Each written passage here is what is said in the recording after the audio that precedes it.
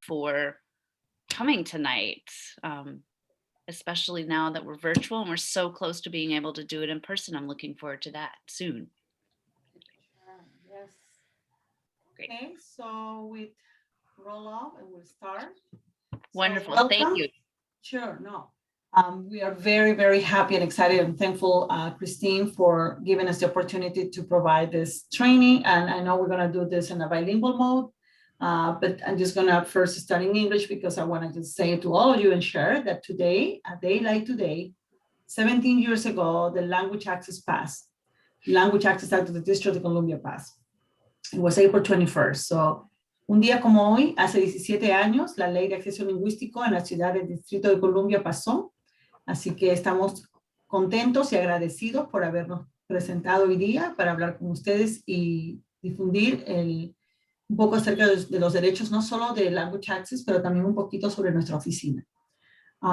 So we're going to proceed. I'm just going to explain a little bit how we're going to do. Priscilla and I will do this presentation bilingual way, so you can definitely distribute this with constituents who can benefit from this information, as well as language access advocates and stakeholders. So happy to be here tonight.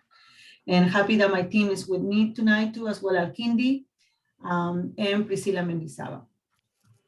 Maybe just wanna briefly, Priscilla, you wanna say how long you've been with OHR, as well as Kindi, and your position, so people know who we are. Hi, my name is Priscilla Mendizábal. Thank you for the introduction. I've been with the Office of Human Rights going on 6 years and with district government for about 13 years. I been a nonprofit worker before this, always in public service.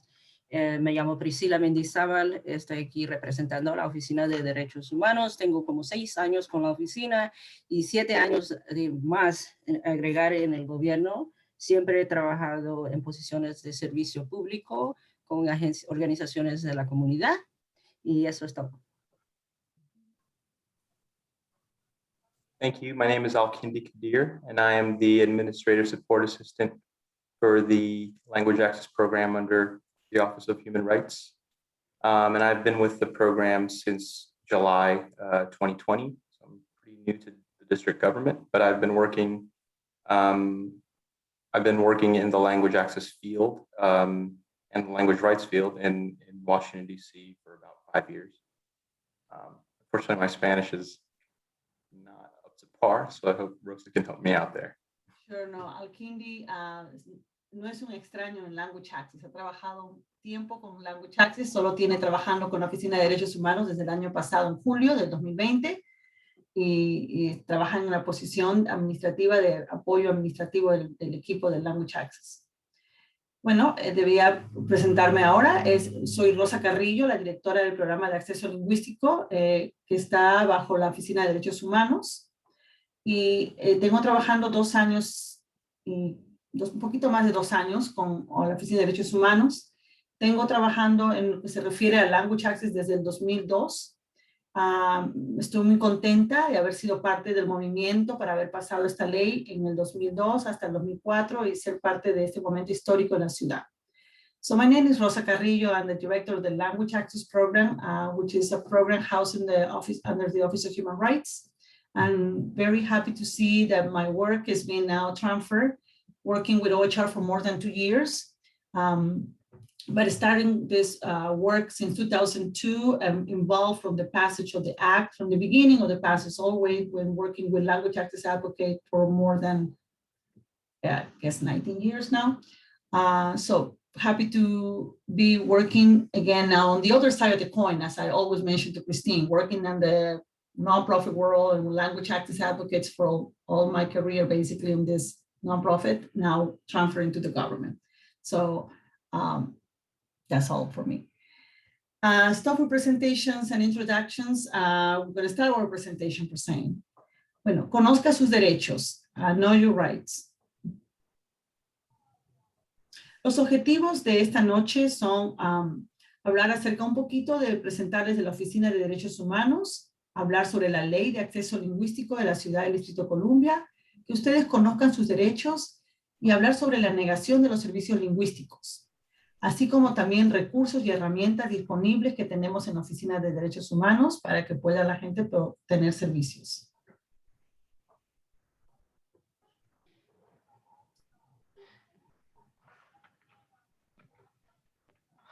Tonight's objectives, we will learn a bit about the Office of Human Rights, the Language Access Act of 2004. You will get an opportunity to know your rights, what happens when there is a denial of language access services, and last but not least, the resources and tools that are available to you and government officials. So, ¿qué es la Oficina de Derechos Humanos? La Oficina de Derechos Humanos del Distrito de Columbia, por sus siglas en inglés OHR, es una agencia del gobierno de la ciudad que se encarga de hacer investigaciones, al mismo tiempo también provee o da servicios de mediaciones por denuncias de discriminación y trabaja en la prevención, porque tiene programas preventivos como el programa de Language Access también. Si cree que alguna persona ha sufrido discriminación, usted puede presentar una denuncia o una queja ante nuestra oficina, sin costo alguno. Investigaremos si hay pruebas suficientes para demostrar que hubo un caso de discriminación. De ser así, puede que se adjunte una indemnización monetaria. ¿Qué quiere decir esto? Que puede haber una reparación que se transfiere en un pago, ¿no? En algo financiero monetario. O de otra índole por daños de perjuicios.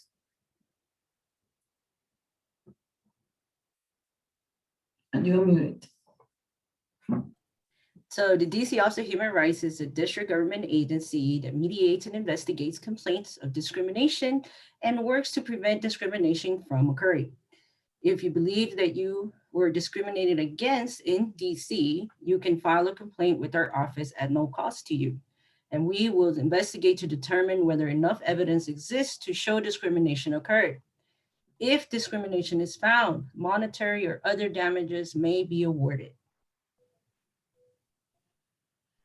Eso es lo que hacemos. Ahora, ¿cuándo podemos ayudarlos?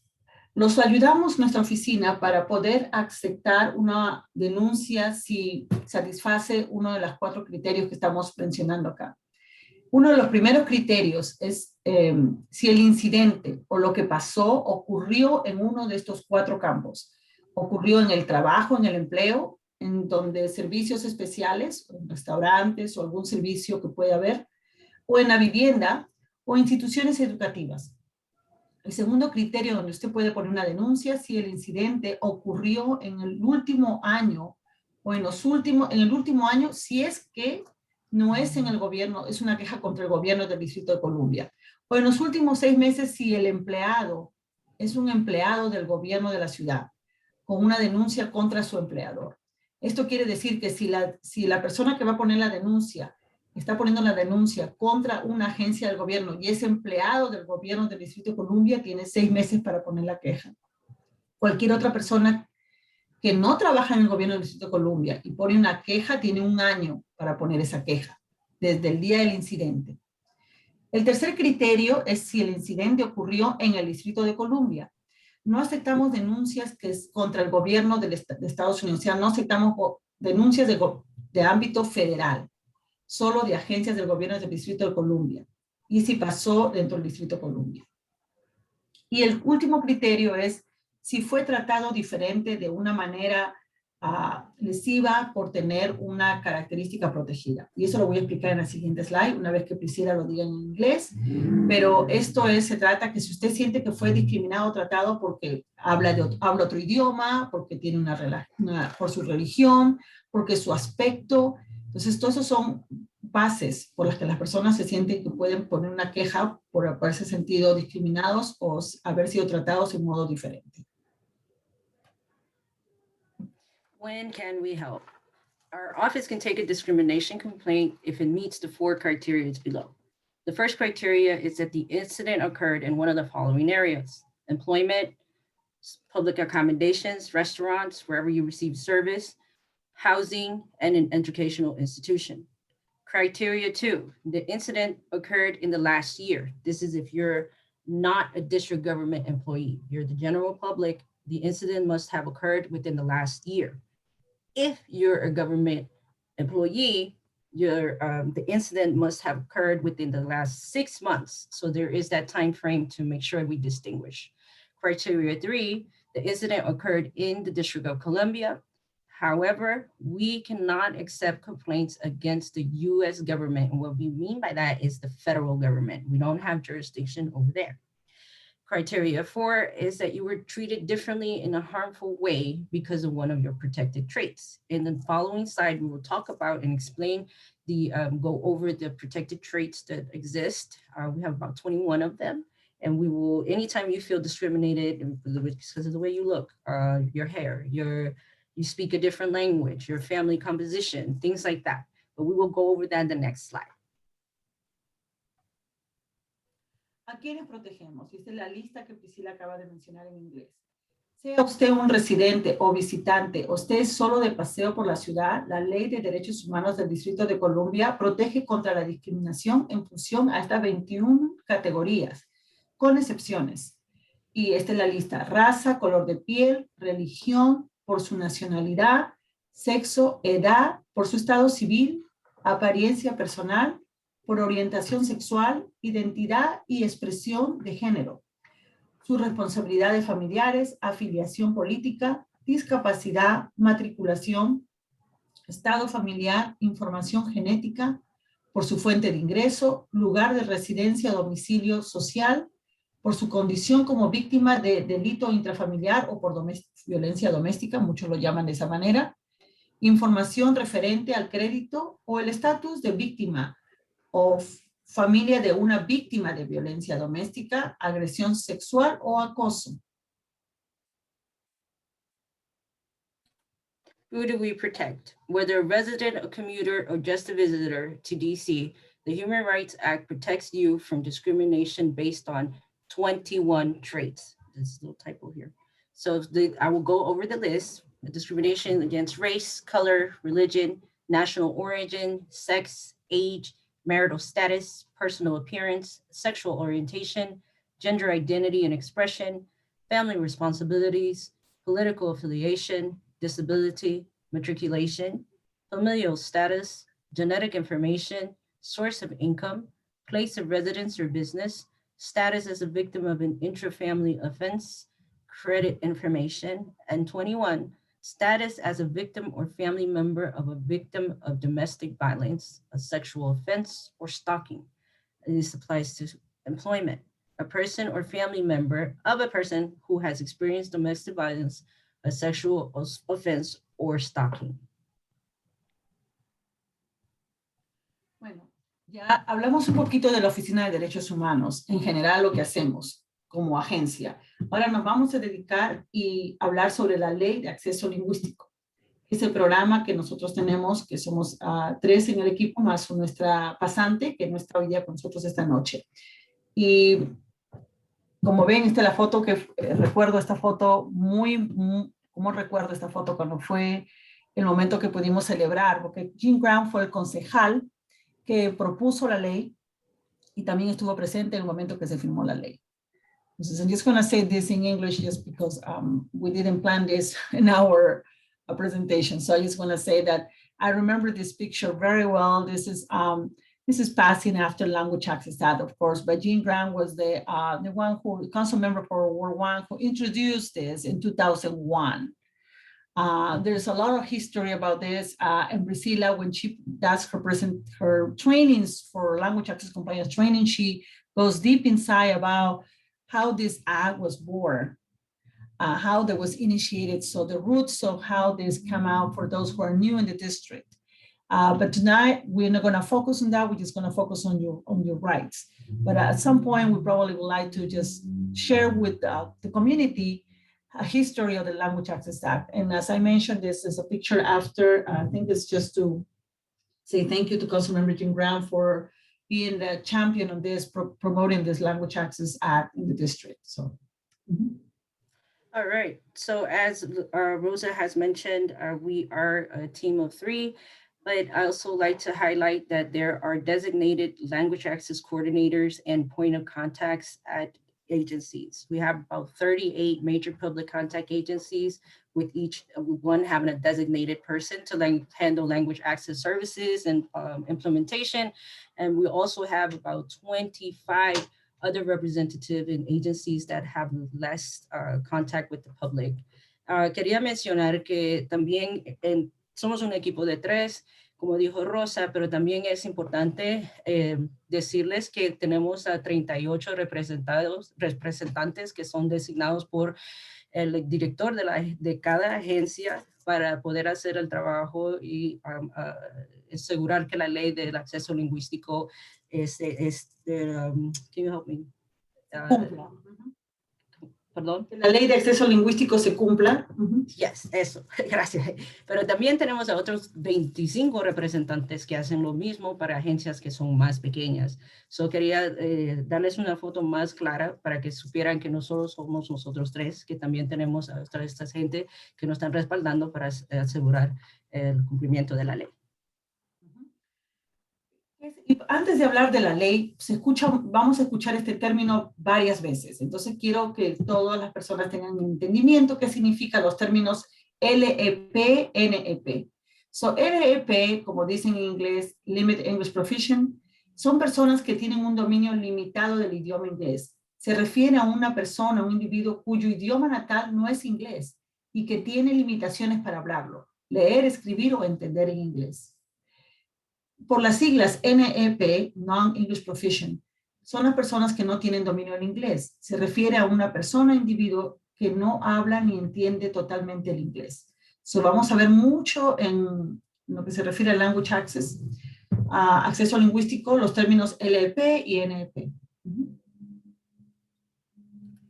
What is LEP, NEP? Before we start talking about the law, we want to make sure that we define this term for you because you're going to see it a few times.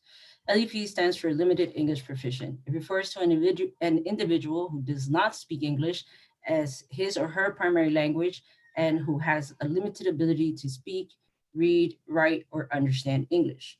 Non-English proficient refers to an individual who cannot speak or understand English at any meaningful level. La ley de acceso lingüístico. La ley de acceso lingüístico, como mencioné al comienzo de nuestra presentación, fue promulgada el 21 de abril de 2004 en el Distrito de Columbia. El propósito de esta ley es dar el mismo acceso que tienen las personas que hablan inglés a los miembros de la comunidad LP o NP, o sea, las personas que no pueden hablar o no hablan bien o no hablan inglés, para participar en servicios y programas y actividades públicas como el resto de las personas que hablan bien el inglés. Es un acceso de igualdad. Ese es el espíritu de la ley.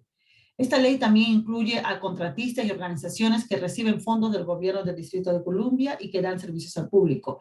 Como mencionó Priscila, no solo son las agencias del Distrito de Columbia que son bajo nuestro preview, o sea que las podemos observar y vigilar que cumplan, que son 38 más 24 o 25 en este momento. Tenemos todo ese grupo de agencias que tenemos que vigilar que hagan su trabajo. Además de eso, tenemos a los contratistas u organizaciones que reciben fondos del gobierno del Distrito de Columbia para ver que ellos también den ese servicio de acceso lingüístico al público. The Language Access Act of 2004. It was enacted on April 21st, 2004. The purpose of the act is to provide greater access and participation in public services, programs, and activities for the district's limited English proficient and non-English proficient constituents at a level equal, that's the magic word here, at a level equal to that of English proficient individuals. In layman terms, it shouldn't matter where you speak a little English or no English at all. You should still be afforded the same program services and activities as anyone else that speaks English. Please note that the law extends to grantees and contractors. If you're receiving DC dollars to conduct government business through a CBO, a program, or a service, then you too are covered by the Language Access Act of 2004. Derechos para los habitantes del distrito. ¿Cuáles son los derechos? Bajo la ley de acceso lingüístico, tú tienes derecho a interpretación oral en cualquier idioma. Luego hablaremos cómo tú puedes pedir esa interpretación. Traducción de documentos vitales en cualquier idioma que la agencia del gobierno determine en qué idioma será. Esa determinación está basada en un porcentaje de 3% o 500 personas a quienes la agencia dé servicios en su idioma. O sea que la agencia determina, vamos a dar traducción de estos documentos que decimos que son vitales en tal idioma porque ese es el número de de clientes o personas que servimos y que cumple ese porcentaje de 3% o 500. También hay idiomas que Priscila lo va a decir en inglés en un momento, que tal vez no cumplen ese porcentaje. Entonces se llaman en inglés likely to be encountered. Y Priscila lo explicará en inglés en un momento. All right, so what are DC residents and language access rights? We have the right to oral interpretation in any language. We also have the right to documents that must be translated into languages spoken by LEPs and NEP population that constitute 3% or 500 individuals, whichever is less, of the population served or encountered or likely to be encountered by the covered entity or by its grantees and contractors. What does this mean? What it means is that we monitor, data collection is very important. We monitor how often a language is encountered. And if it reaches this threshold, then you have to start looking at the documents that are most frequented by the English speakers and start translating them into the languages that meet the threshold. You will also see that certain agencies will go above and translate in the top 6 languages encountered in the district because they're like, okay, we're not meeting the threshold, but we know we see these people. So we're going to go ahead and translate our vital documents. Sorry, Rosa, if you could update that part. Hemos visto también que hay agencias que van más allá de lo que tienen que hacer. No solamente van a traducir en vietnamita o en español, sino traducen en los 6 idiomas que son los designados en el distrito por ahora. Entonces, traducen en cuáles son esos 6 idiomas. Es, español, vietnamita, francés, chino, amharic o amárico y coreano. Entonces, es Amharic, Spanish, Vietnamese, French, Korean, and I know I'm missing one, Chinese, I believe. So those are the 6 top languages. Esos son los 6 idiomas que a veces muchas agencias hacen la traducción, aunque no cumplan con el tope que tienen que cumplir para traducir en un idioma en particular. Derecho de negarse a recibir el servicio de interpretación. Así como tiene el derecho de pedir un intérprete, usted también tiene el derecho de negarse a recibir la interpretación.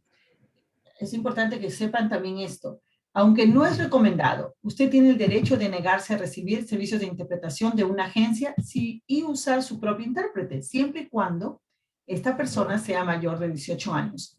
Usted tiene que firmar un formulario de autorización, que es la foto que vemos aquí de este formulario.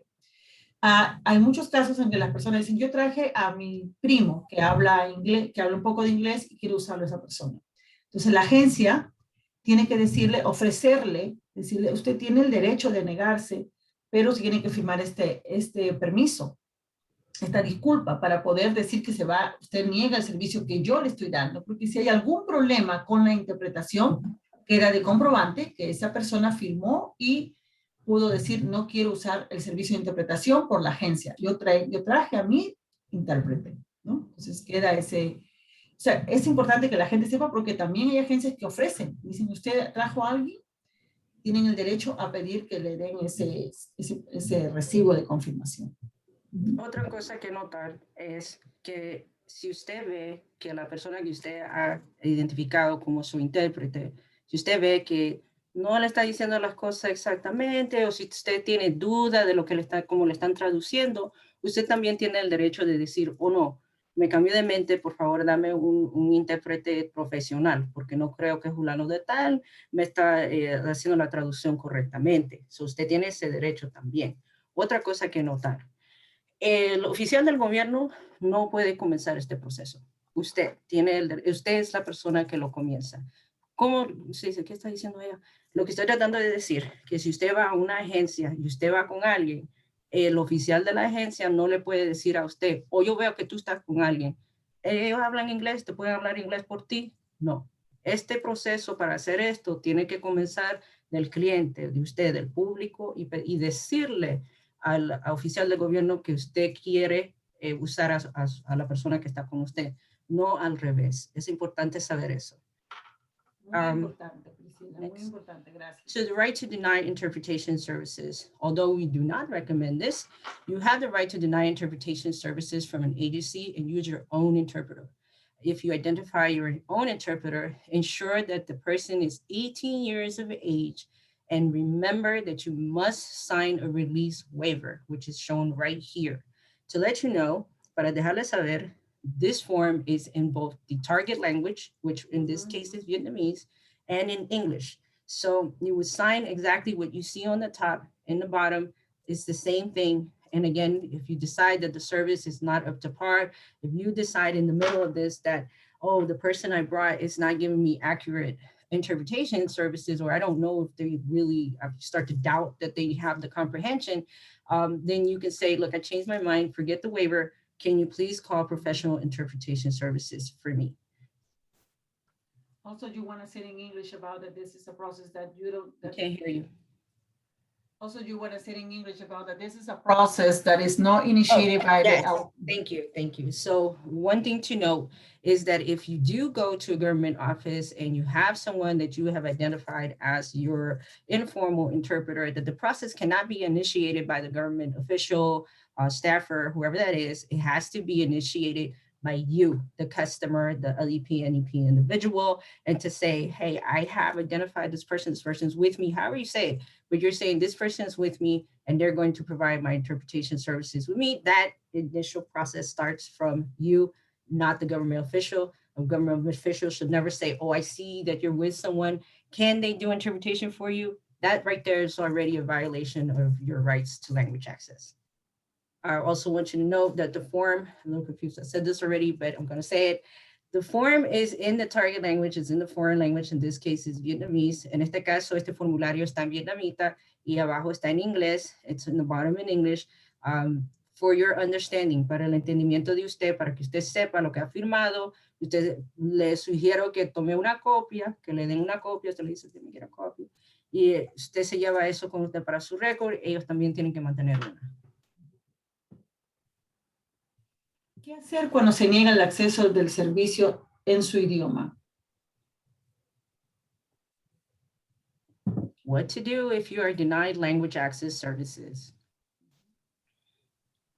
Acabamos de, Cristina acaba de mencionar acerca de que si esa es una violación, ustedes ven que hay una violación de su derecho de acceso lingüístico porque no se le dio el servicio de interpretación, porque no hay un documento traducido, porque tal vez la persona le ofreció que puede usar un intérprete que no es un intérprete profesional. Todos esos son señales para que usted pueda tener el derecho a poner una queja, un proceso de queja. Entonces, ¿qué debo hacer para poner una queja con nosotros? El primer paso es comunicarse con la Oficina de Derechos Humanos y va a tener nuestro contacto en un momento cuando esté al final de la presentación. A presentar una queja por internet, en línea o en persona. Claro, con el problema del COVID no estamos recibiendo quejas en persona, o sea que las personas no pueden ir a la oficina a poner la queja en persona, pero pueden mandar un email, pueden hacerlo por email o pueden hacerlo a través de la página de nosotros, que me parece que ya Christine mandó un link acerca de dónde encontrar nuestras quejas. Las quejas están en varios idiomas, o sea que se puede poner la queja en cualquiera, está traducida en los 6 idiomas. Usted envía la queja, hay un proceso de preinvestigación.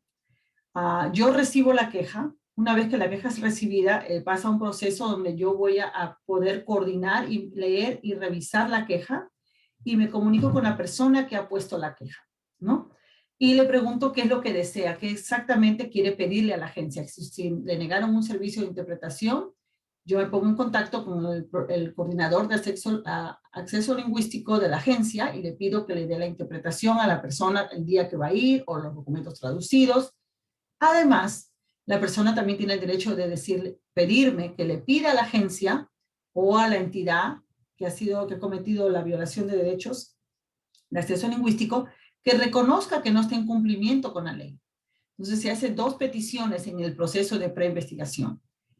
En ese proceso, la agencia responde y puede responder y decir, sí, lo siento, no estamos en cumplimiento, no le dimos el servicio, vamos a solucionar el problema. En ese momento se soluciona, hay una resolución del problema, se soluciona la queja y definitivamente pasa ya, no pasa a un proceso de investigación completa. Se hace una carta que mi oficina la hace donde dice, la agencia no estuvo en cumplimiento, por lo tanto lo encontramos a la agencia en no cumplimiento y habrá una reunión donde la agencia se reúne con puede ser, en este caso no son los líderes, pero el director de la agencia, el abogado general de la agencia o el coordinador de la agencia, para poder tomar medidas. ¿Qué se va a hacer?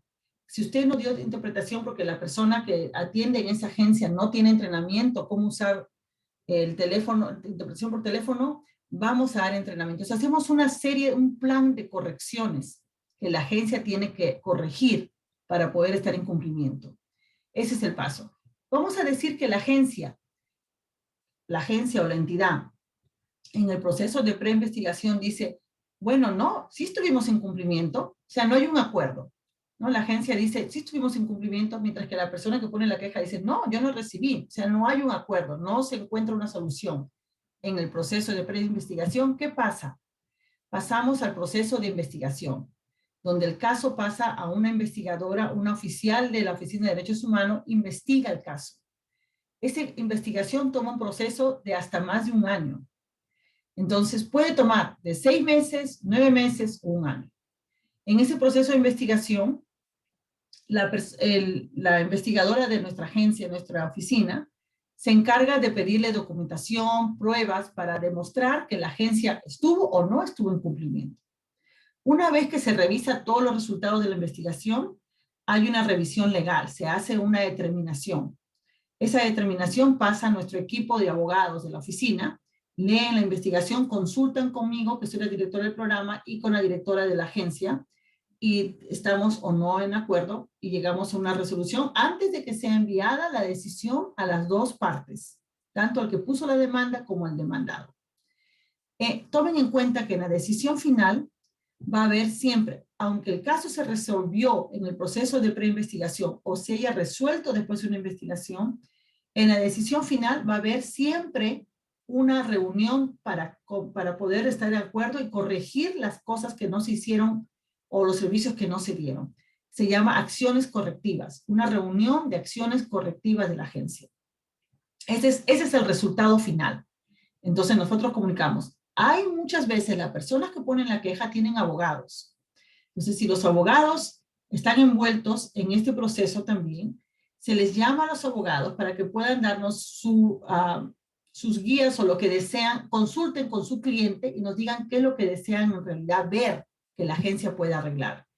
También tomen en cuenta que esta ley no tiene ninguna compensación monetaria. O sea, la decisión final es para decir, la agencia no estuvo en cumplimiento, la agencia tiene que hacer los siguientes pasos para corregir los errores.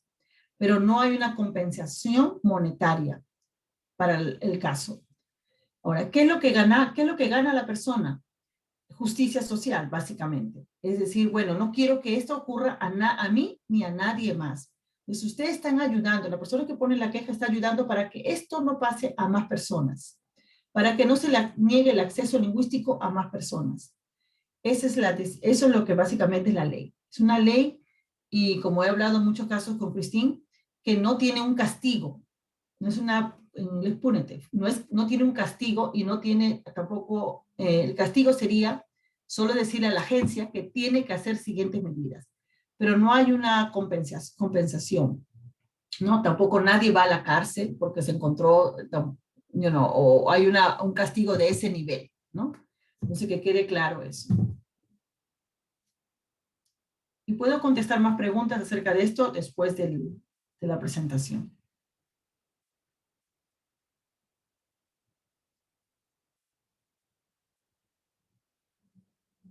Priscila?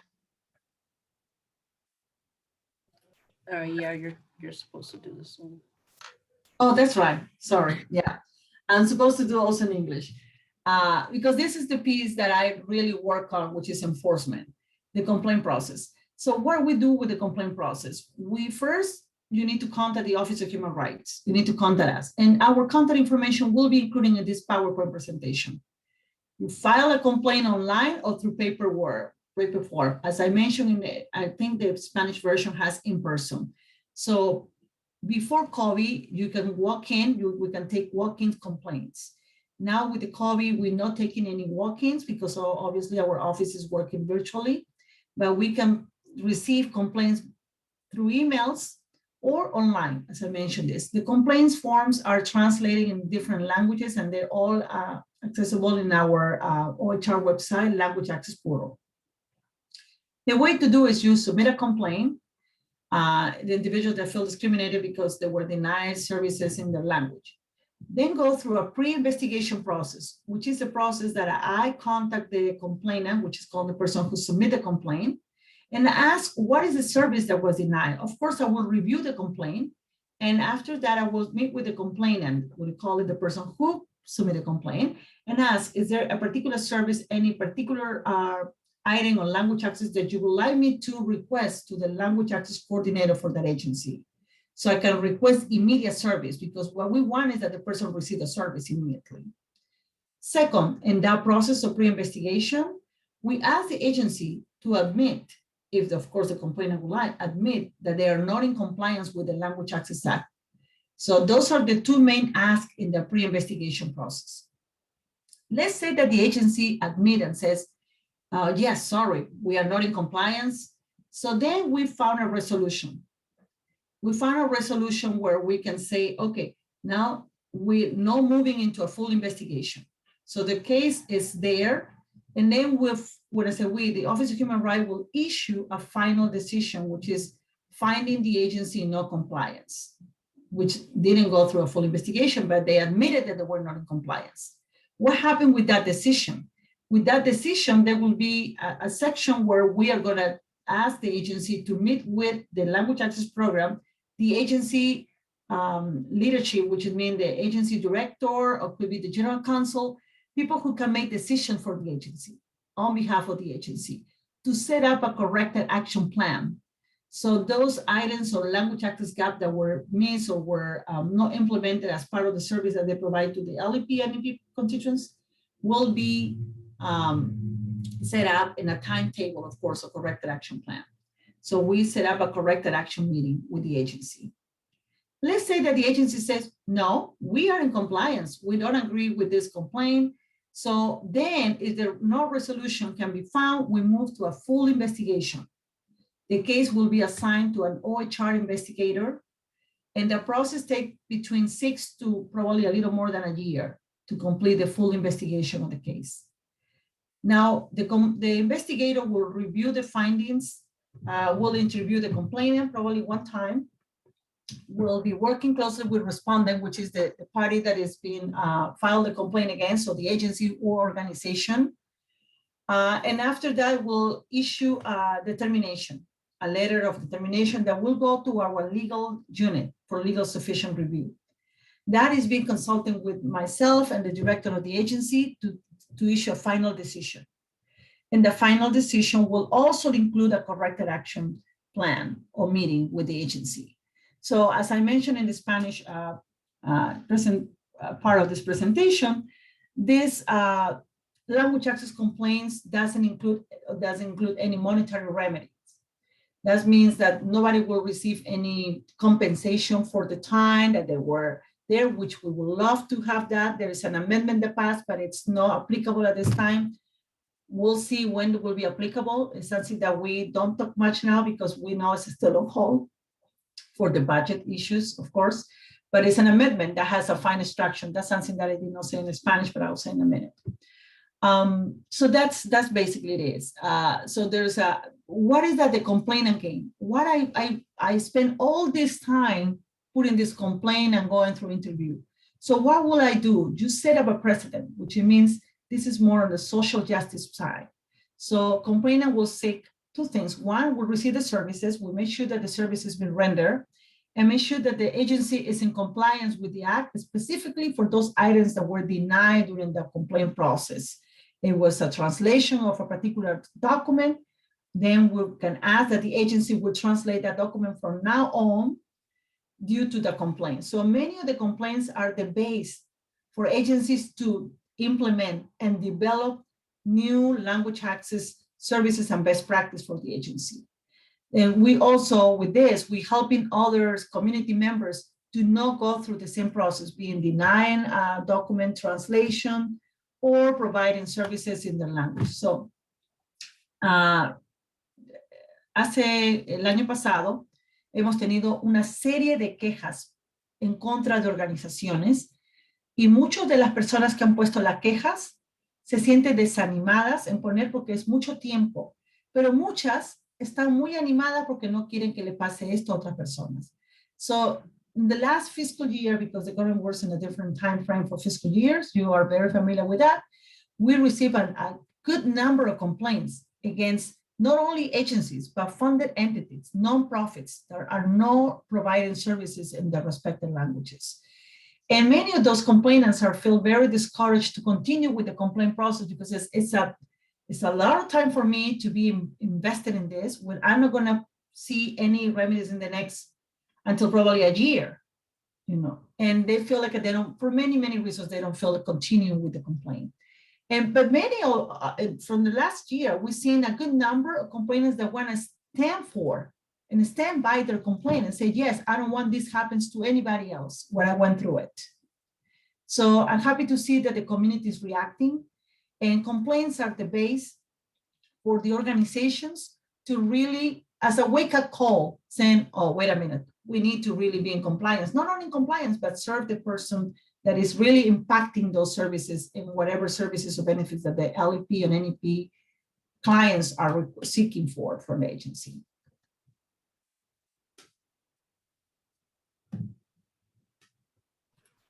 Tenemos herramientas, así como Priscila mencionó, tenemos muchas agencias que trabajamos y les damos esas herramientas también a las agencias y también al público. Esas herramientas tenemos como tarjetas, yo hablo. Ustedes ven aquí, tenemos una tarjeta en inglés y en español. El propósito de esta tarjeta es para que las personas puedan decir, o si no pueden decir en su idioma, muestren la tarjeta, ¿no? Yo hablo este idioma y si sienten que no les han dado el servicio, también está nuestro número para que puedan llamarnos y decirnos o poner su queja, porque no les dieron el servicio. Estas herramientas las vamos a encontrar en los escritorios, en las primeras partes de las agencias, cuando uno va a los escritorios de recepción, deberían estar las tarjetas puestas. Luego puedo decirles dónde pueden encontrarlos también y cómo lo pueden obtener a través de organizaciones o a través de nosotros mismos. Priscila. Language access tools. What we're looking at here are called I Speak cards. And I Speak card, what it does is without a person needing to speak, without the LEP or NEP needing to speak, they can show this card. Or some people take a picture of it. Hay gente que le toma foto para poder, para que esté más accesible, porque este es un papel. So some people take a picture of it because it's actually a card, it's paper, things to get damaged. So a lot of people take a picture. Well, besides that, just want to let you know the I Speak card does two things. It informs the district government employee that you know you have the right to language access services, please provide them. And if you don't, we also can call the the Office of Human Rights and file a language access complaint. This is how this thing works. It's pretty effective. I've had people call me from T-Mobile, from Cricket, from Bank of America, and say they gave me this card. I don't know what it means, and like the person is trying to tell you that they need interpretation services. However, we are the Office of Human Rights, and our jurisdiction is for government agencies and organizations that receive money, not for businesses like yours, T-Mobile, Cricket, Bank of America. Solo para dejarles saber que esta tarjeta es muy efectiva. Hemos tenido llamadas de negocios privados como Cricket, T-Mobile, Bank of America, de los representantes llamando y diciendo, esta persona me está enseñando esta tarjeta y no sé qué es. Entonces se le explica, la persona te está tratando de pedir servicios en su lenguaje o interpretación, pero nosotros no tenemos jurisdicción para tu negocio porque tú eres T-Mobile, Bank of America. Esto es para agencias gubernamentales y para programas y servicios y organizaciones que reciben dinero del Distrito de Columbia, el gobierno del Distrito de Columbia. Pero esta tarjeta es muy efectiva para que tú puedas presentarlo y sin decir ninguna palabra, pedir el servicio de interpretación.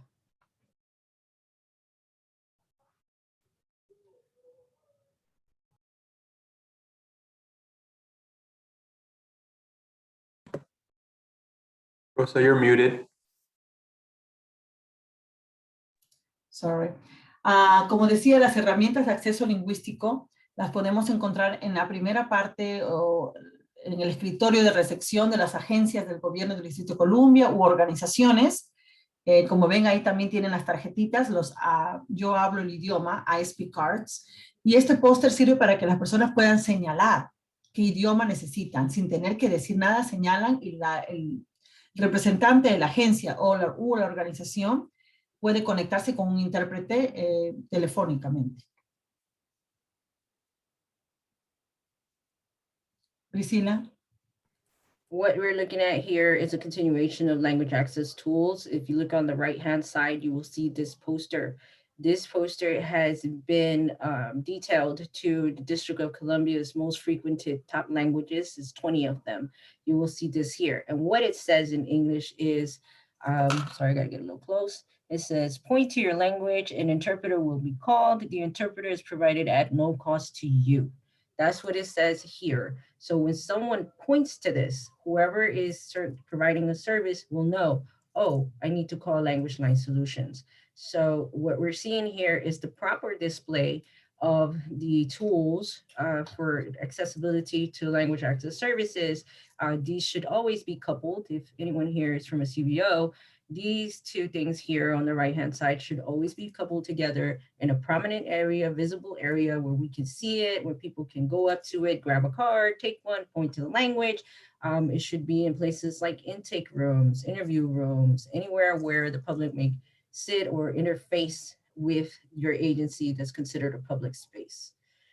Es importante saber que esta es la forma correcta en que esto tiene que estar enseñado en una agencia, en una área de recepción, donde le vayan a hacer una entrevista. Esto usted siempre lo puede buscar ahí. No es solo son las agencias de gobierno, sino también a donde usted vaya a recibir servicios públicos, algunas agencias de comunidad que les ayudan.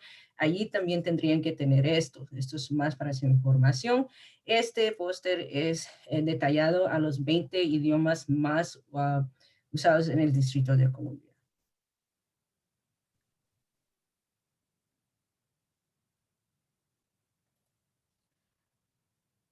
Tenemos un video que queremos mostrarles acerca de cómo se pide un servicio cuando uno llega a una oficina. Entonces, es un video muy cortito, y la finalidad de este video es que lo puedan transmitir en los lugares donde hay una área de espera. Por ejemplo, en el DMV, cuando uno está esperando, esto puede pasar, o en cualquier lugar donde tenga una televisión y un área de espera, ¿no? Este es el propósito, lo que hicimos en el año 2019, lo creamos, pero obviamente con la pandemia todo esto ha cambiado, entonces no se puede transmitir, no hay recepciones de las personas en vivo, en persona, entonces ojalá podamos reanudar de nuevo la transmisión de este video con las agencias que tienen sala de espera y mucha afluencia de público. All right, so what we're about to watch is language access at a glance. And this is how language access should be accessed, or how the interaction to get services should go.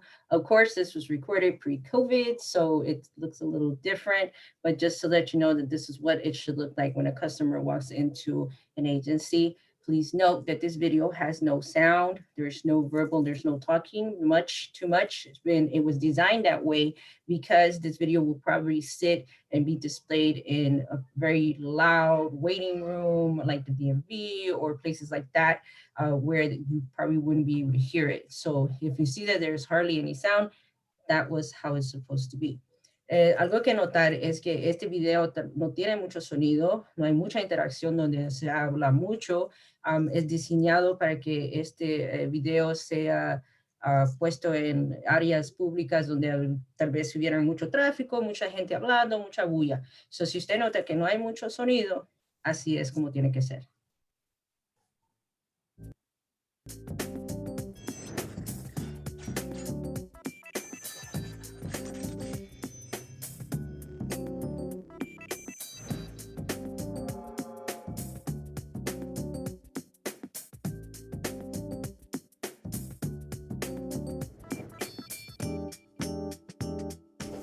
Hello, welcome to the Office of Human Rights. How may I assist you? No entiendo.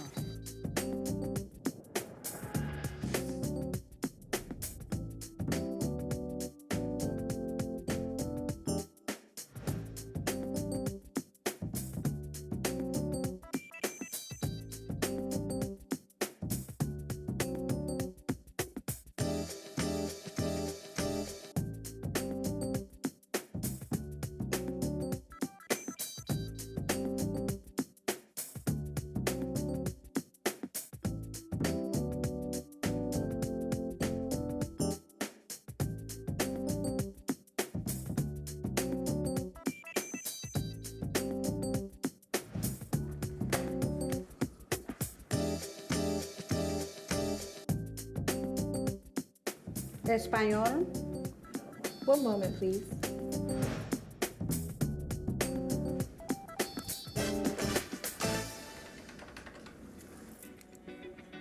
Hi, this is Ms. Robinson with the Office of Human Rights. I need a Spanish interpreter, please. Of course, I can help. Yes, I have the client here with me. One moment, I'll pull her on the line. Gracias. ¿Aló? Mucho gusto, doña María. Sí, estoy solicitando un formulario, por favor, para poner una queja de empleo. Usted está solicitando un formulario para poner una queja por empleo. Yo le digo eso a la señorita. Mrs. Robinson? Mrs. Maria is requesting an employment complaint form. Can you provide her with one? Certainly. An employment complaint form in Spanish? I can provide that for her. I'll tell her that. Doña María, dice la señorita que sí le puede proveer ese documento. Thank you. Gracias.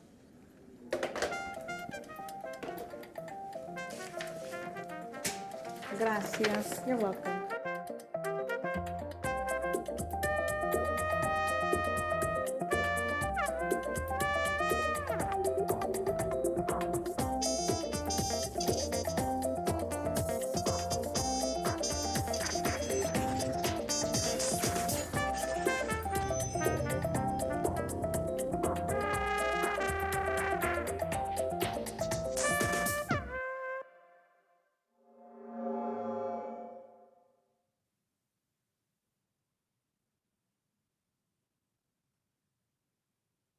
Este es el video.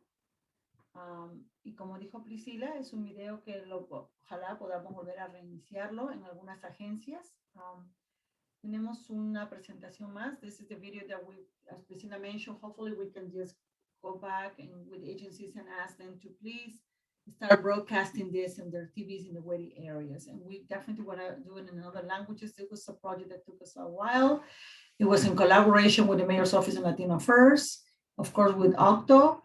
And now asking anything to Octo to collaborate, it's been very hard because they are very focused with the pandemic in terms of everything digital and assisting and supporting agencies to, especially DCPS. So we have probably to wait a little longer just to probably go back and reinitiate this recording for other languages too. I think we have one more slide, right, Alkindi? Yes. Language Access Information Portal. OHR has a language access portal in our OHR, I'm just going to say it in English first, in the OHR website. This has produced a series of tools, like we have vendor details, we have a list of content of the citywide contract vendors for translation and interpretation services. This list is available. So this portal is to help and support government agencies as well as the public, because you will find also an important helpful guide for language line, best practice. This is mainly for government agencies, but it also has complaint forms, resources for the public. The ISP cards can be found there. And Priscilla, what else we can find in the portal for the All public? of the resources that we saw here, the cards, the posters, even more information on best practices and things like that. If you want to read all of our publications or annual reviews, compliance reviews, they're there. Si usted necesita ayuda, digamos que usted quiere la tarjetita que dice yo hablo, Eso está ahí en este sitio de website en ohr.dc.gov y usted va a hacer un clic en español, donde dice español, y eso le llevaría al sitio de web, donde estaría todo en español, todos los recursos para usted. Queremos notar que bastante de los recursos y lo que está aquí, bastante es dirigido a las agencias, pero también al público. Si ustedes en algún tiempo tienen preguntas, por favor, déjenos saber lo más pronto posible. Parece que la última slide, la última parte del PowerPoint tiene nuestra información de contacto. I think our last slide has our contact information. Rosa, we can't hear you. Can you hear me? Can you hear me now? No? Priscilla, can you hear me? It's just a little distant. If you keep talking, it usually gets better. I think your microphone Okay. just takes a second. Okay. I think our last slide has our preguntas or questions, but also we can provide our contact information. We can send it we can add that contact information in this PowerPoint too. So we can send this so you can share this resource with the community. I believe there is a question in the chat, Christine. If you wanna Yes, there is. I just raised, it's Commissioner Clark. He had a great question about the documents and the notification. So Commissioner Clark, you should be able to speak.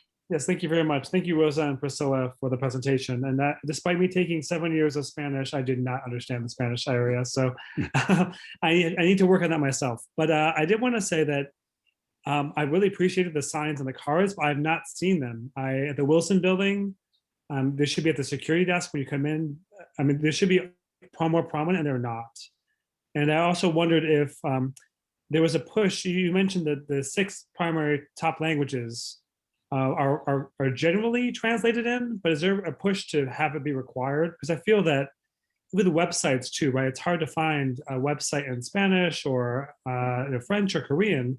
You can use the Google Translate, but sometimes it's better to have a site dedicated to that language, so there isn't a problem with the translation on the fly. Like Google Translate is okay, but not by no means could you write a book using Google Translate to be coherent.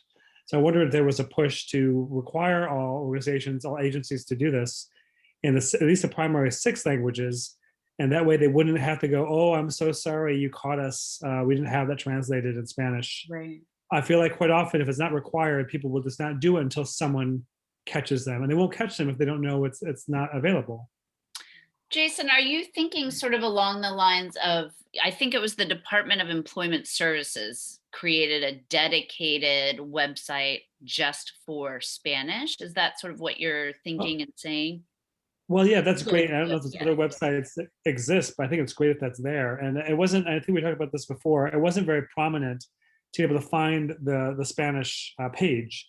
Even the video, I like the video, but the video says, if you don't speak Spanish, we can help. But people watching the video probably speak English, right? So I thought it was going to be interesting. But yeah, so if there's a way to get more websites natively in Spanish without translation, and have that be on every government website, every page is kind of the same with the government, be very prominent in the corner to be able to choose a site that's in your language, that might be easier for people to find the services they need.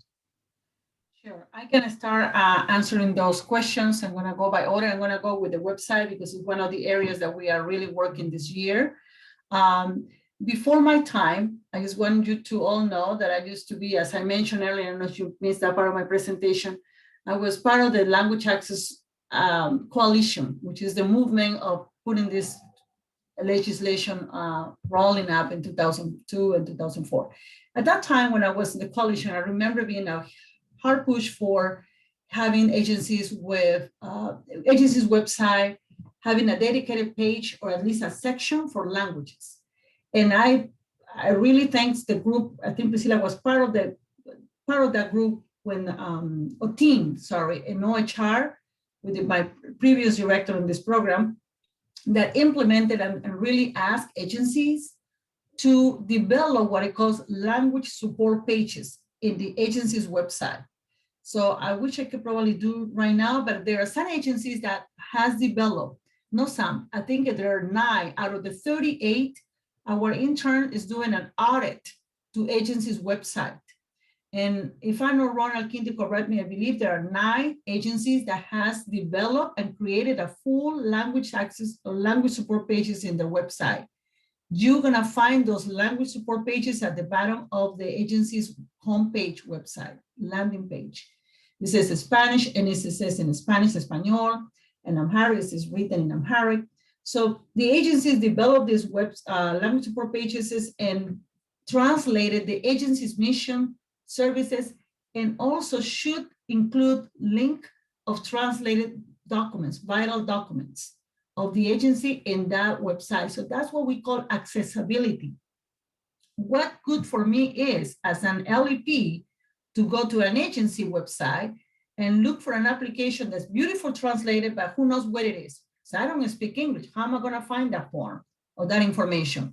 Has to be in an area in the website that I can be accessible to me in my language. This is what we ask and require agencies to develop the language support page.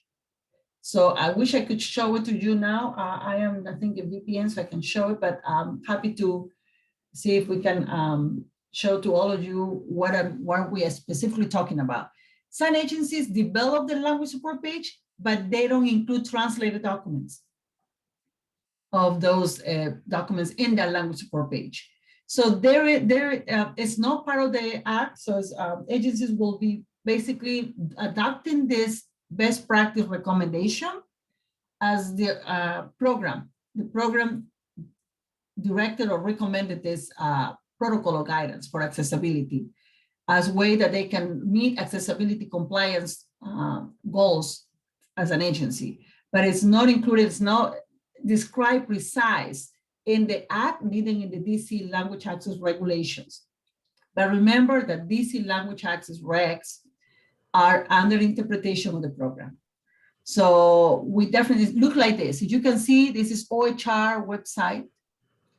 And there is a language support page which says as the director. It says Amharic, Chinese. So that's what we call it. You can click to one, Alkindi, any language. You can see the description. I don't read Amharic, but this is a description of the agency's mission, services, and attached are links to documents translated. So agencies should have the same kind of protocol. This was, Priscilla, how long ago did OHR recommend this and implemented this? Just to let you know, this was before my time as well.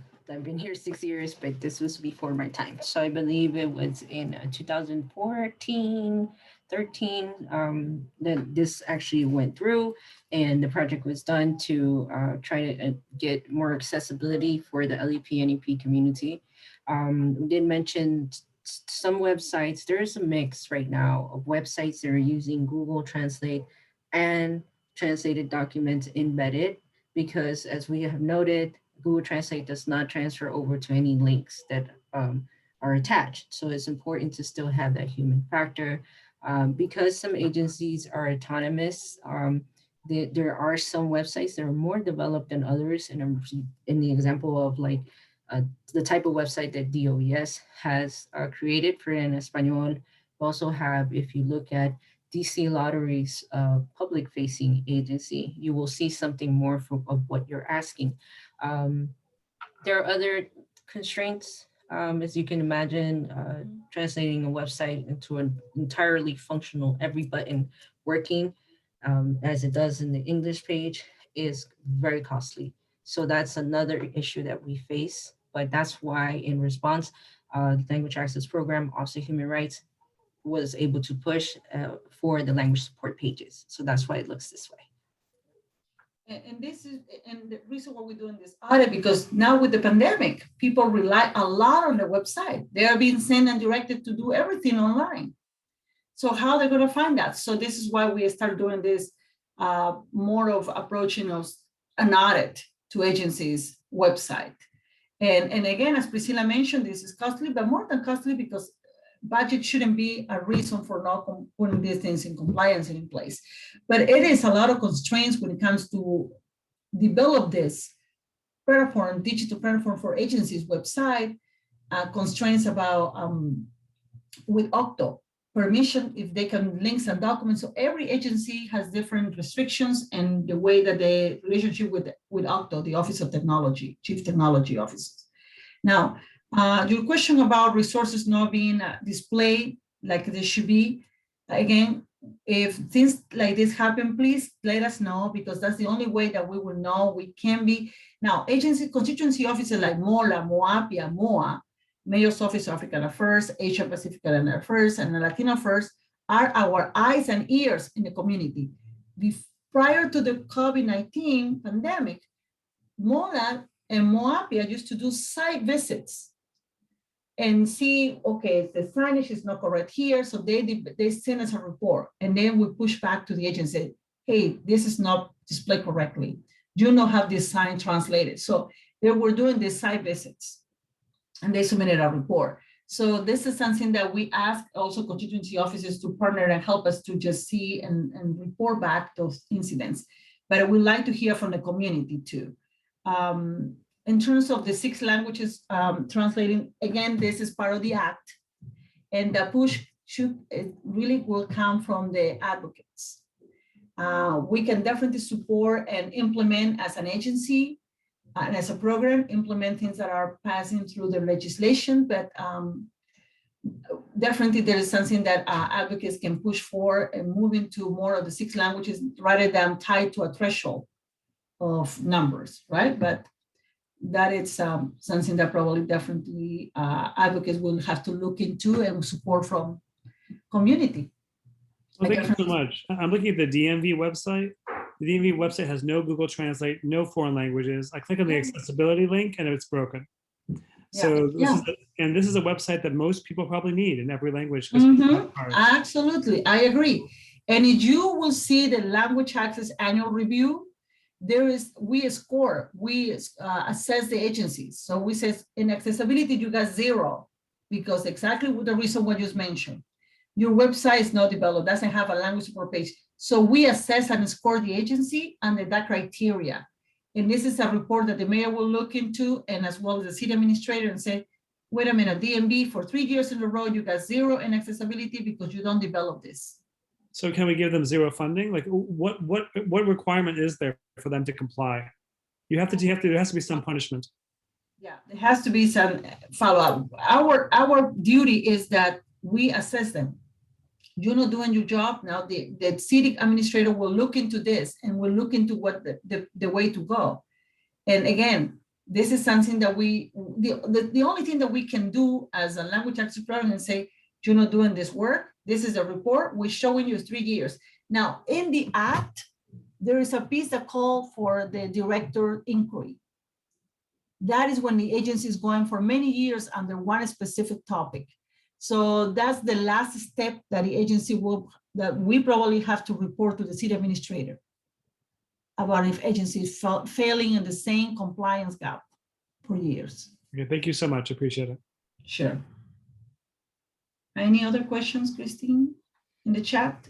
I did not see any. I'm going to do one last sweep. Commissioners, any other questions? We've got a couple more online.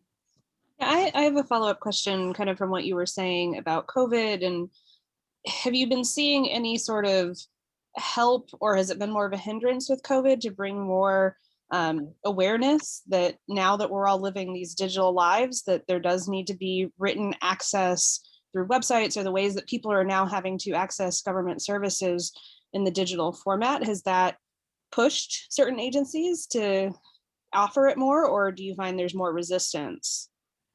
I think there's more, I think there are 2 ways. I see that there's no resistance because that's the way, the new life, the new norm. They know that they have to promote their website. But again, as Priscilla mentioned, it's a phase that they're learning. That's, oh my God, we need to jump in and definitely implement this in our website, because now our clients are communicating through everything digital. So they're asking us, do I need to contact Octo? how am I going to do it? So they have their own restrictions internally. So there's a lot of more, it's not as simple as saying you need to develop your language pro page. They have to go through a step.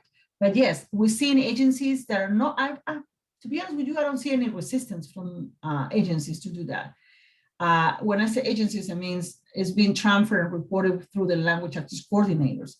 But the power to move these things, it's if we have people voicing up, it's saying these things are not, complaints makes a huge difference in this process.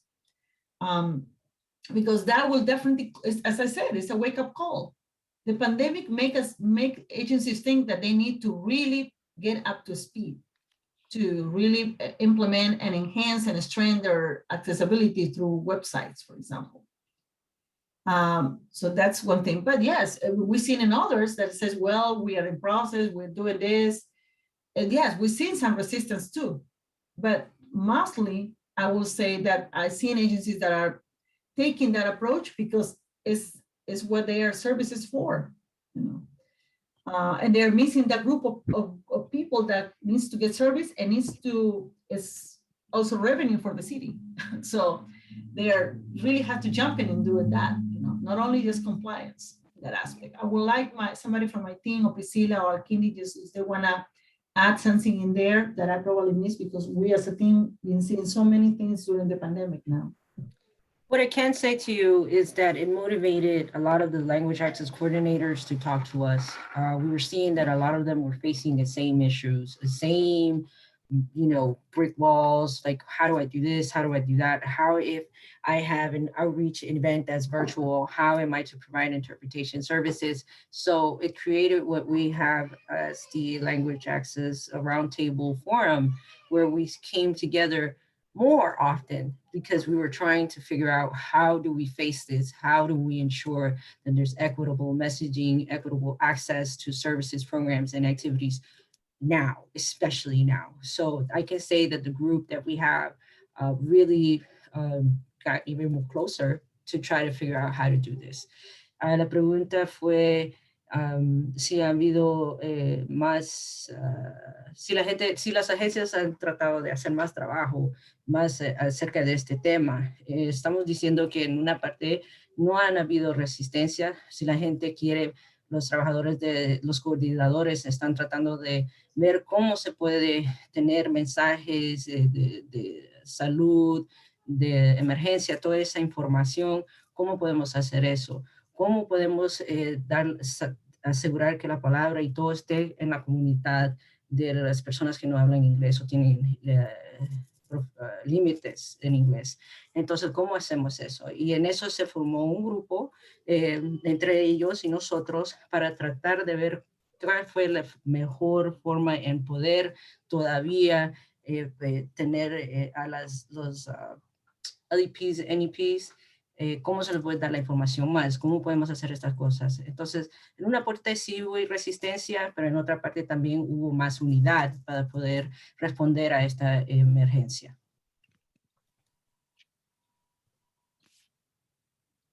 Great. If there are no more questions, oh, sorry, Dieter, I didn't see the hand up. Yes. I just put it up, so it's fine. Oh, okay. Thank you. No worries. En primer lugar, muchas gracias, señoras, por su trabajo y por tomar su tiempo esta noche para presentar enfrente de nosotros. My question was to go just kind of piggyback of Commissioner Clark's question earlier. Something that I noticed recently in the last few days was during DC, the DC government's rollout of the Stay DC website for rent assistance to residents. Something that I also noticed on that website is the main portal is in 6 languages, but once you get to the actual part of the website, you're registering and signing up for the benefits that the city's offering, it's only offered in English and Spanish. So kind of going off of Commissioner Clark was saying, how quickly when these sorts of resources and tools are being made available by the DC government to the public, how quickly can they incorporate, or how I want to phrase this question, how quickly does it take for them to make those resources or those websites, for example, available in all the languages that they have to? Like, for example, like I said, the Stay with DC website, one, like it offers you initially multiple languages, so you can see the portal and like you know where to click based on that language. But like once you get to the registration portion, like the next window, it's all in English and Spanish. So with like resources like that are very crucial and vital, especially nowadays with the pandemic going on and people needing rent assistance in any way, shape, or form they can get it. How quickly, like I said, how quickly should we be expecting the government to make these websites available in multiple languages? And then kind of a related question to that, we were talking about the complaint system earlier and like holding the agents accountable. Like, what's the usual, I guess, leeway or time frame that we give the government to like get their act together and make this resource available in other languages? Does that make sense? I feel like I'm kind of rambling here, but I hope that made sense. Sure. I'm going to start by first answer about the thanks, Alkindi, for going. It's Alkindi. I don't know who is managing this page, but how quickly they can do it. It's there are two things now. With the pandemic now, there is not only the agencies responsible to translate, in this case would be the executive office of the mayor office. It's not a particular agency. Now, how quickly it could be? It's because now there's agencies, public information officers put this group together called the Joint Information Center. So the Joint Information Center is the responsible to look into what documents are going to be translated and where is going to be housed those documents, in what website. If anything related to COVID, of course, anything with the public health emergency. If this is something that is related with the public health emergency issue, then it's the JAIC, or we call the Joint Information Center, that determine this. We can definitely make the recommendations and say, this website is only available in Spanish and English when it goes to more deep information. How soon can be done? Then they will move into calling probably constituency offices to support that, or calling external vendors to create that. I can't give you a timeline, a time frame, and say, oh, in a month it could be done. No, I don't know. I can't tell you, because that depends on the decision that this task force is made now.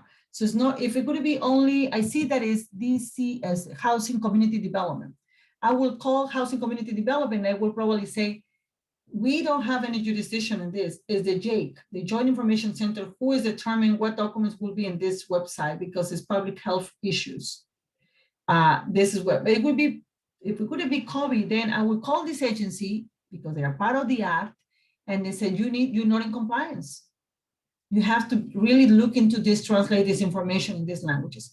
Also keep in mind that is per agency, we are still tied with the threshold, language threshold. So the agency can say, according to my data, we are only required to translate in Spanish, because this is the data.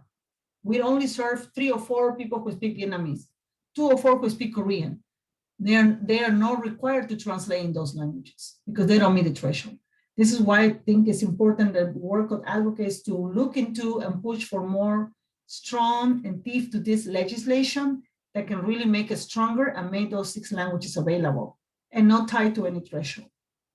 And so that's the immediate answer for that. I don't know if that will answer your question. So the agencies will be very close and look into the data and tied to the threshold that is mandated by the act.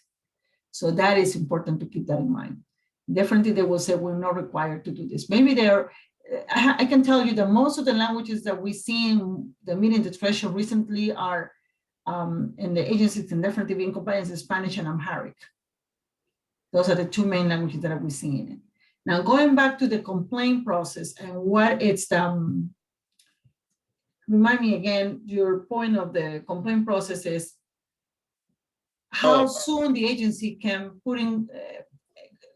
can implement those corrected actions, right?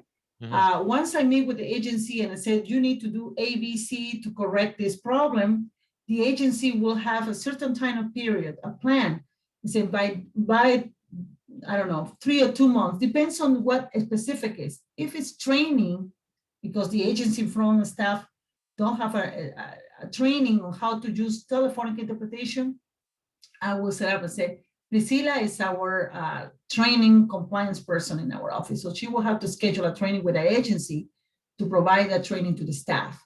And we probably can do it within a month or probably 2 weeks, depends on the urgency of the issue. I can tell you that this is a public complaint that happened with the DMV 2 years or 3 years ago.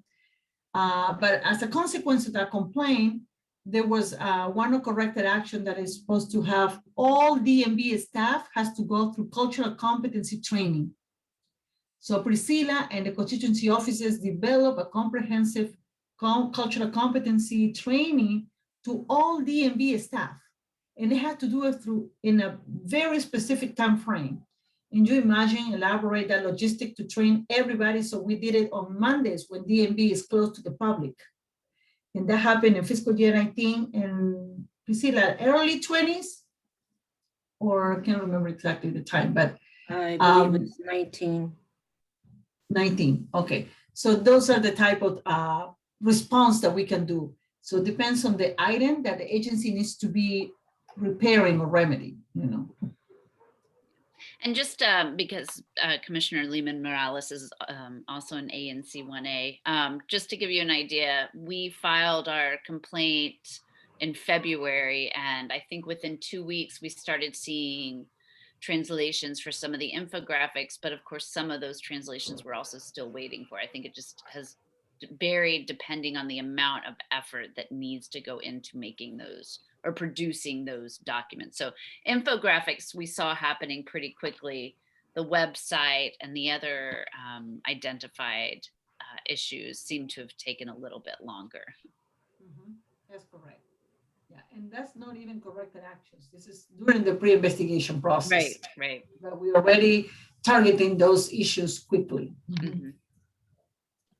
If I could ask a brief follow-up question, and I'm sure maybe your office doesn't have to doesn't deal with this or isn't looped in when this happens, but is there logic between behind, you know, whenever DC rolls out a website, like say the state DC website, or like earlier in the pandemic when they were rolling out the pre-registration website for vaccinations, the same issue happened where like I mentioned earlier, where like you go to the website and you're kind of misled to thinking that you can access the website in various languages.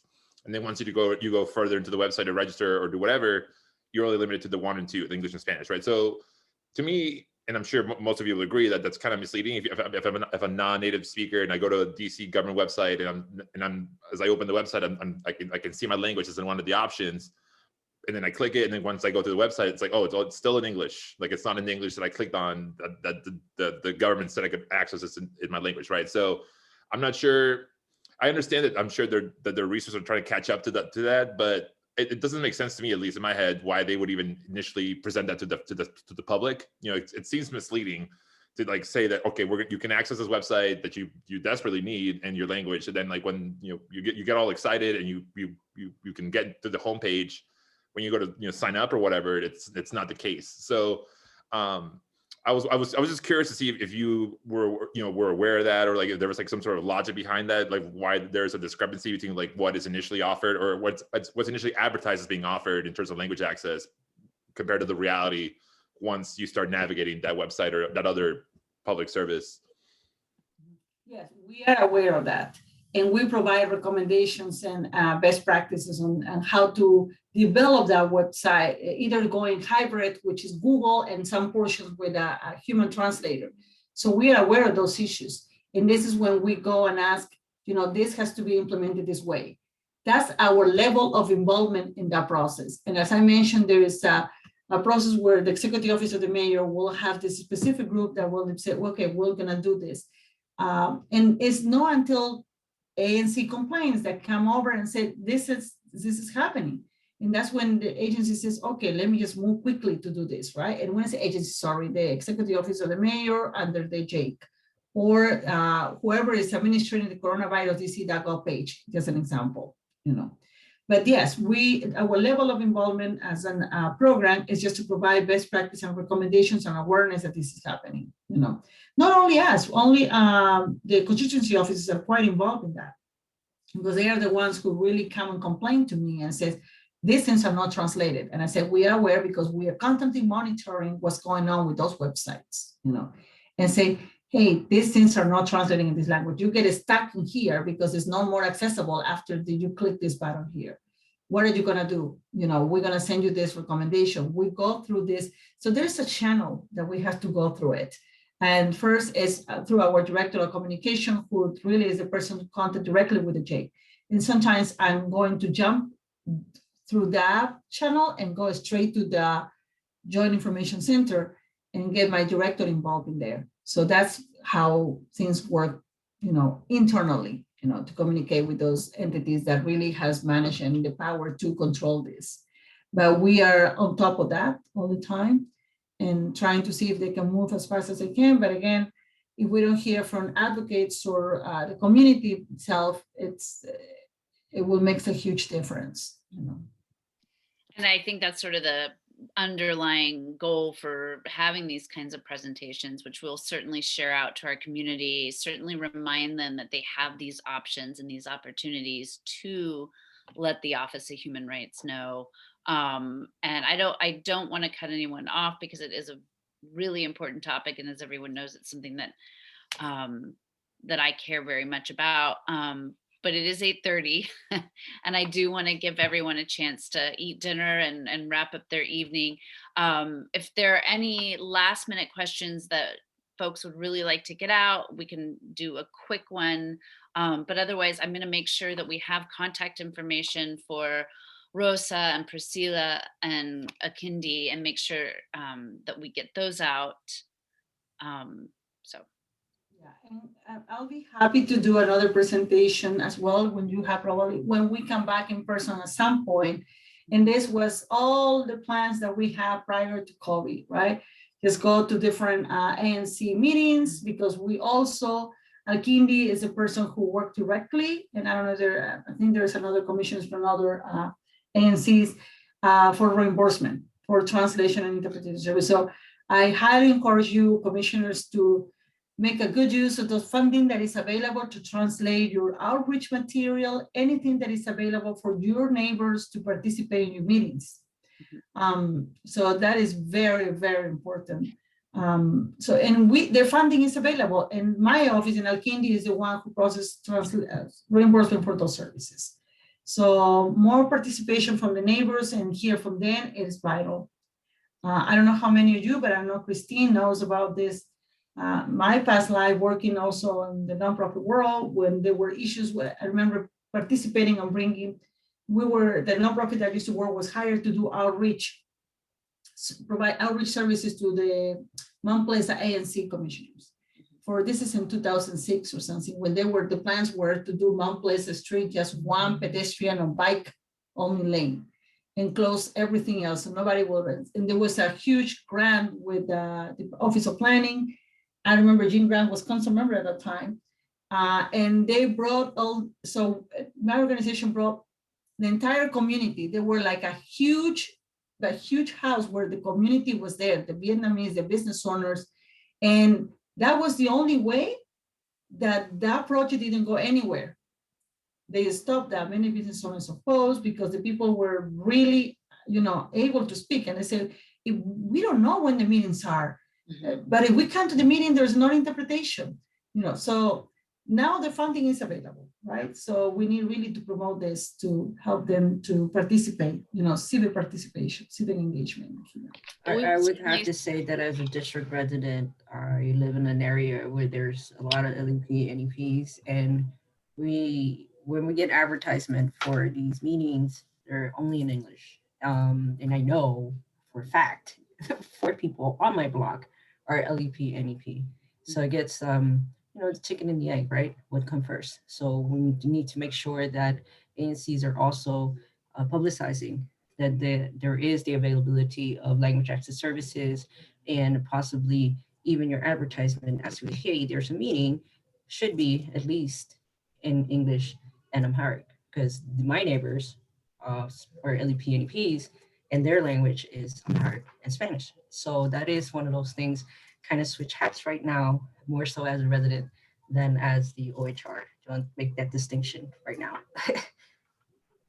Yeah, and I know that that was something, Rosa, you and I had sat down and discussed and trying to figure out how we as commissioners can do that outreach better. And I think that was right before COVID. I think it made, Right. again, I think it was January that we had met that year that that COVID started, because it is something, and I know it's something that our commission certainly struggles with.